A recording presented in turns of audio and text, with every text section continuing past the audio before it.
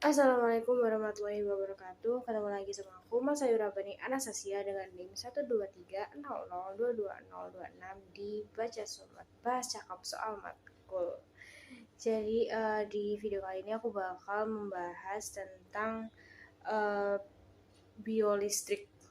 Jadi ini masih di matkul yang sama, yaitu fisika kesehatan. Jadi di sini aku bakal bahas mengenai sel saraf dan jantung.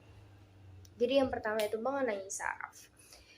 Jadi saraf itu definisinya apa sih gitu kan, terus fungsi-fungsinya apa, terus kan kita tahunya kan kayak sistem saraf gitu doang kan. Terus kita kalau aku pribadi nggak pernah tahu kayak saraf secara misalnya kalau misalnya sama orang kayak secara personal gitu ya. Jadi definisi sistem saraf yaitu sistem koordinasi berupa penghantaran impuls saraf. Kesusunan saraf pusat memproses impuls saraf dan pemberi tanggapan rangsangan. Sistem atau susunan saraf merupakan salah satu bagian terkecil dari organ dalam tubuh, tetapi merupakan bagian yang paling kompleks. Susunan saraf manusia mempunyai arus informasi yang cepat dengan kecepatan memproses yang tinggi dan tergantung kepada aktivitas listrik dalam otak. Itu menurut Bahrudin pada tahun 2019. Terus gimana sih bentuknya saraf itu sendiri? Terus fungsi-fungsinya apa sih? Kita langsung ke materi selanjutnya. Oke, jadi fungsi-fungsi dari organ sarafnya gitu ya. Jadi sistem saraf itu ada beberapa bagian. Yang pertama ada akson. Akson adalah penjuluran panjang yang keluar dari badan sel. Fungsinya itu untuk menghantarkan rangsangan dari badan sel ke neuron yang lain. Akson memiliki selubung sebagai pembungkus. Lalu selubung akson ini terdiri dari sel Schwann. Sel Schwann Selubung bagian dalam sel Schwann yang langsung melapisi akson disebut sebagai selubung myelin. Selubung ini merupakan lapisan lemak, sedangkan selubung akson bagian luar sel Schwann disebut neurolema. Lalu, selubung myelin ini berfungsi sebagai pelindung dan juga memberi nutrisi kepada akson. Sel Schwann membantu meregenerasi akson yang rusak. Selubung myelin tidak membungkus akson secara keseluruhan. Bagian atau titik pada akson yang tidak membungkus akson secara keseluruhan. Bagian daripada yang tidak membungkus akson secara keseluruhan itu disebut sebagai nodus Ranvier. Nodus ini berfungsi untuk mempercepat penyampaian rangsangan neuron. Lalu neuron yang satu dengan neuron lain itu saling berhubungan membentuk serabut saraf. Hubungan antara ujung akson adalah hubungan antara ujung akson dari sebuah neuron dengan ujung dari neuron lain disebut sinapsis. Baik, bisa dilihat di sini gambarnya yang tadi aku jelaskan, jadi bisa langsung dipahami. Lalu selanjutnya kita langsung ke mekanisme depolarisasi, repolarisasi potensial aktif dan perambatan potensial aksi. Oh iya teman-teman, sebelum kita ke polarisasi tadi yang aku sebutin itu, aku lupa buat menjelasin sesuatu. Jadi ada susunan sistem saraf. Jadi yang pertama ada sistem saraf pusat.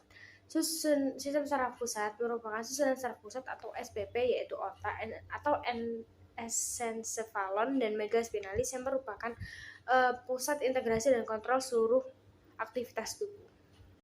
Lalu ada sistem saraf tepi. Sistem saraf tepi atau susunan saraf sistem tepi yang disebut SST, yaitu saraf kranial dan saraf spinalis yang merupakan garis komunikasi antara SSP dan tubuh. SST tersusun dari semua saraf yang membawa pesan dari dan ke SSP. Lalu selanjutnya ini ada sel-sel pada sistem saraf. Sistem saraf pada manusia terdiri dari dua komponen, yaitu sel saraf dan sel glial. Jadi apa aja sih fungsi-fungsinya sel saraf? Jadi sel saraf itu berfungsi sebagai alat untuk menghantarkan impuls dari panca indera menuju ke otak, dan selanjutnya oleh otak akan dikirim ke otot. Sedangkan kalau misalnya sel glial itu berfungsi sebagai pemberi nutrisi pada neuron. Jadi kita langsung ke polarisasi. Oke, selanjutnya kita langsung ke mekanisme depolarisasi, repolarisasi potensial aksi, dan perambatan potensial aksi. Jadi yang pertama yaitu depolarisasi. Depolarisasi adalah perubahan di dalam sel di mana terjadi pergeseran distribusi muatan listrik, sehingga muatan negatif di sel berkurang. Depolarisasi sangat penting untuk fungsi banyak sel, komunikasi antar sel, dan fisiologi keseluruhan. Lalu selanjutnya ada repolarisasi potensial aksi. Jadi membran kembali ke potensial istirahatnya setelah mengalami depolarisasi. Lalu selanjutnya itu ada perambatan potensial aksi. Perambatan potensial aksi ini adalah aliran ionik positif dan negatif yang bergerak di membran sel. Langkah awal pengolahan informasi indera adalah transformasi energi stimulus menjadi potensial reseptor lalu menjadi potensial aksi pada serabut saraf. Lalu materi selanjutnya itu ada mekanisme sinyal listrik dari otot. Jadi mekanisme kontraksi dan relaksasi ini yang menghasilkan gerakan pada otot untuk mengendalikan pergerakan rangka anggota gerak pada tubuh kita seperti tungkai dan kaki, lengan dan tangan, jari dan sebagainya. Lalu selanjutnya ini ada mekanisme sinyal listrik dari jantung. Jadi mekanisme sinyal listrik dari jantung. Jadi yang pertama itu gerakan ritmis jantung dikendalikan oleh sebuah sinyal listrik yang diprakarsai oleh rangsangan spontan dari sel-sel otot khusus yang terletak di atrium kanan. Sel-sel ini membentuk simpul sinoatrial atau SA atau alat pacu jantung alami. SA nodus secara berkala itu sekitar 72 kali per menit. Sinyal listrik dari nodus SA memulai depolarisasi saraf dan otot dari atrium kedua menyebabkan atrium berkontraksi dan menarik darah ke dalam ventrikel sehingga terjadilah repolarisasi dari atrium tersebut. Lalu sinyal listrik lolos atrioventrikular atau AV nodus yang memulai depolarisasi ventrikel kanan dan kiri menyebabkan kontraksi dan paksa darah masuk ke dalam paru dan sirkulasi umum.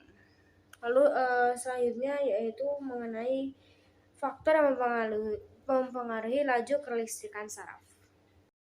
Jadi di sini aku bakal nyebutin beberapa faktor yang mempengaruhi laju kelistrikan saraf. Yang pertama ada temperatur. Hingga ambang batas tertentu, temperatur yang lebih tinggi akan mempercepat pengiriman dibandingkan dengan rendah. Hal tersebut dibuktikan dengan ketika suhu lebih cepatnya perambatan impuls pada hewan homoiotherm seperti mamalia dibandingkan hewan berdarah dingin poikilotherm seperti reptilia atau amfibia. Lalu yang kedua yaitu diameter serabut saraf. Diameter sel saraf ini memiliki diameter besar akan lebih cepat merambatkan impuls dibandingkan dengan sel saraf yang memiliki diameter kecil. Jadi secara logikanya tuh kalau misalnya air itu melewati sel yang besar itu pasti kan lebih banyak dan lebih cepat juga kan buat menuhin suatu wadah gitu. Kalau misalnya kecil kan lebih lama gitu. Lalu yang terakhir yaitu selubung mielin. Daerah akson yang tertutup mielin akan menghantarkan impuls lebih cepat dibandingkan dengan akson yang tidak tertutup mielin. Lalu selanjutnya ada lengkung refleks saraf. Jadi yang pertama yaitu mekanisme penghantar impuls pada lengkung refleks saraf. Mekanisme gerak refleks merupakan suatu gerakan yang akan terjadi secara tiba-tiba di luar kesadaran kita. Refleks flexor penarikan kembali tangan secara refleks dari rangsangan yang sangat berbahaya merupakan suatu reaksi perlindungan. Jadi kita secara nggak sadar tuh ada naluri untuk melindungi diri. Jadi itu bisa dimunculkan ketika kita menghadapi situasi yang berbahaya. Jadi kita bakal refleks menghindari hal tersebut. Gerak refleks merupakan satu bagian dari mekanisme pertahanan tubuh atau juga terjadi jauh lebih cepat dari gerak sadar. Misalnya, menutup mata pada saat terkena debu. Untuk dapat terjadi gerak refleks, maka dibutuhkan struktur seperti organ sensori yang banyak menerima impuls. Seperti contohnya tuh kayak kulit gitu kan. Kalau misalnya kita nggak sengaja nih kepegang panci panas gitu kan, refleks kita bakal menghindari hal tersebut kan, kayak misal kepegang terus jari kita tuh pasti langsung refleks gitu. Ini seperti itu. Lalu selanjutnya aku bakal jelasin mengenai jantung ya.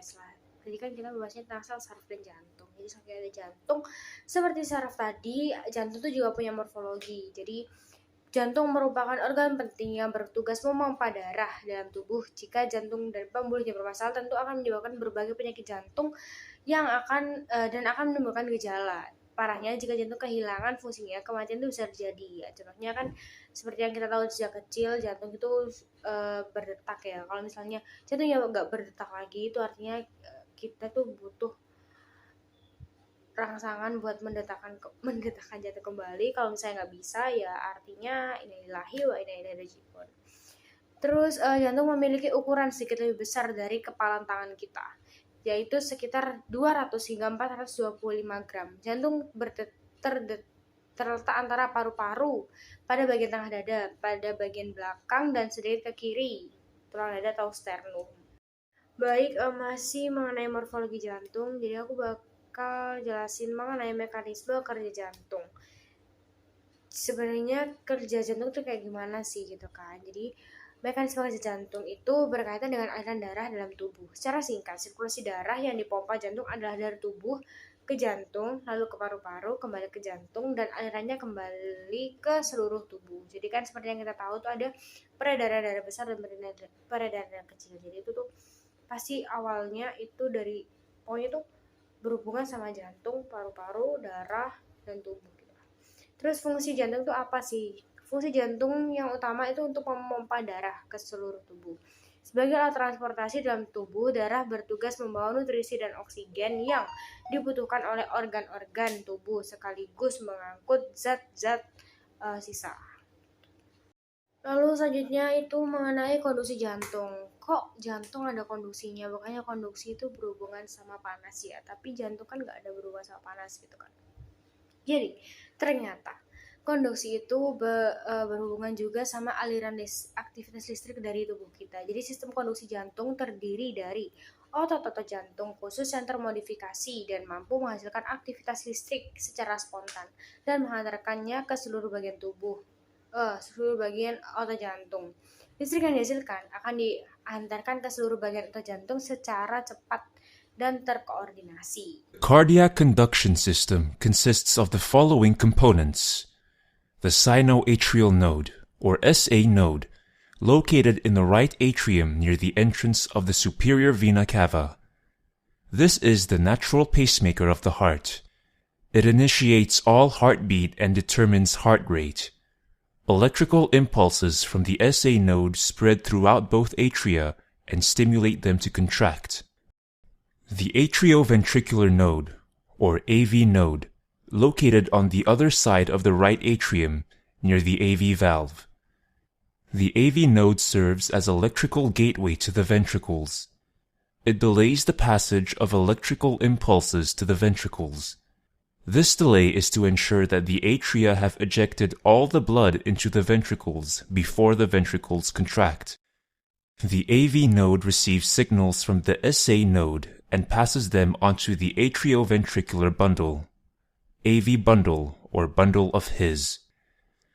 This bundle is then divided into right and left bundle branches, which conduct the impulses toward the apex of the heart. The signals are then passed onto Purkinje fibers, turning upward and spreading throughout the ventricular myocardium.